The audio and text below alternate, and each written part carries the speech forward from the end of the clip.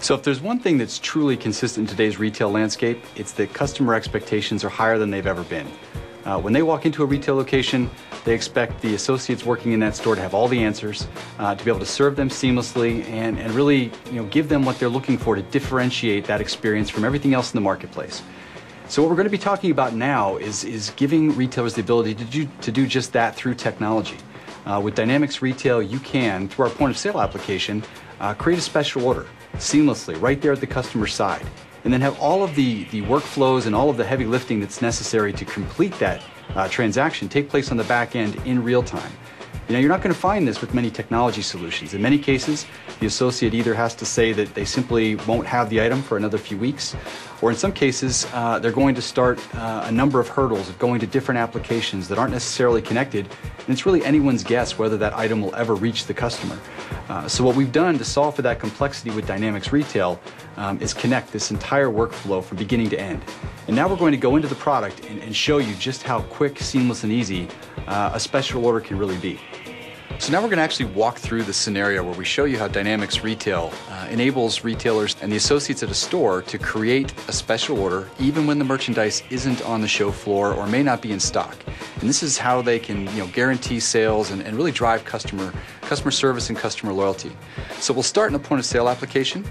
Assuming that I'm an associate in the store, I have a customer with me, I'm going to choose a number of items that they want to purchase, again, which aren't in stock at the time.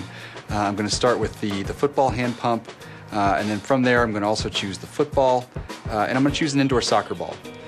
So now I've created this, it's in the POS, but again, these items aren't in stock, so I have the ability, through this Create Order button, to kick off a number of different workflows that are seamlessly going to go from our store all the way through the organization. So when I click on Create Order, it kicks off a workflow. First thing is we're going to capture this order information, and we start with the customer.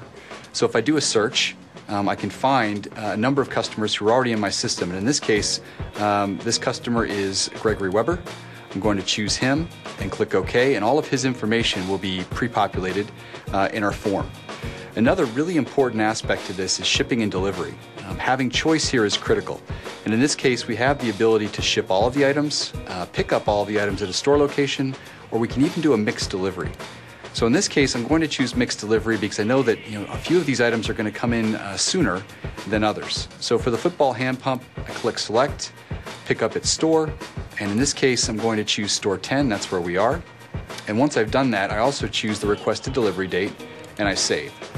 For the football, I'm going to do the same thing. I'm going to pick this up in store. I'm going to go down to store 10 where we are, selected requested delivery date, and click Save.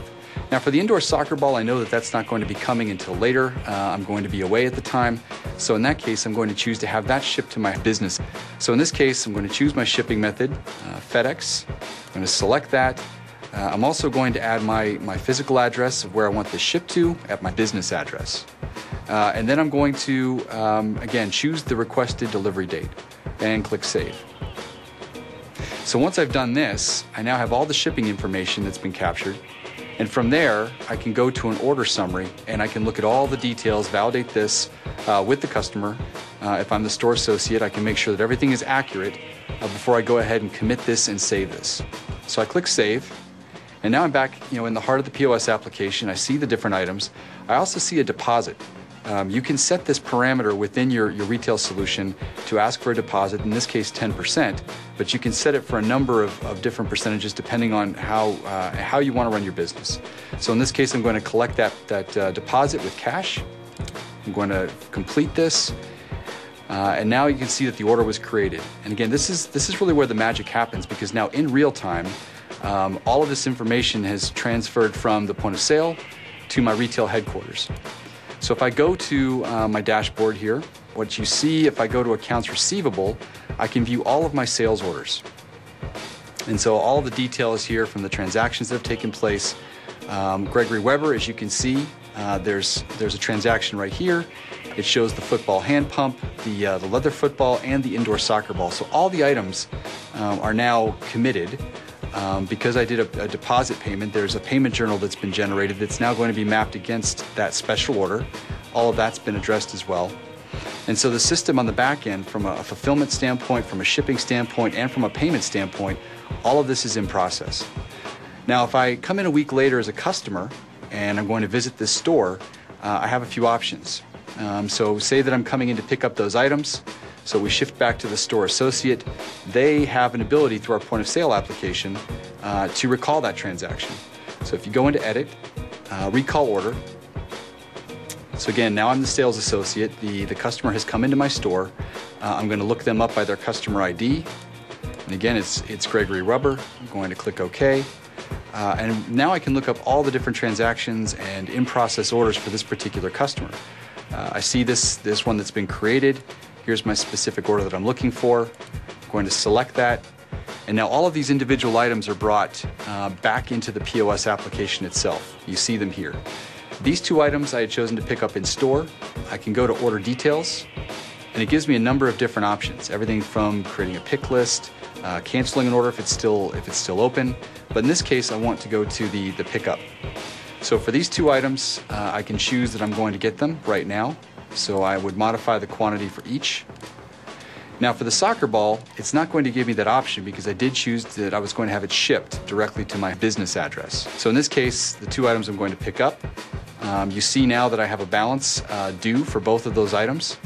I would click on cash, complete that in-store pickup, and now what you'll see is that the operation was completed, and that entire 360-degree workflow is now complete. Still have the item that's going to ship to my business address. But again, many solutions on the marketplace, you're not going to see a special order button in the point of sale application, and you certainly aren't going to see real-time integration of all the different processes that need to happen between the store and the rest of the organization. So very powerful functionality that gives you some real ability to serve your customer better, ensure sales, and drive customer loyalty. So I really hope you saw with that scenario the power of having seamless real-time integration between your store and your back-end system, in this case, to fulfill a special order. So for more information, please go to the website, and thanks for watching.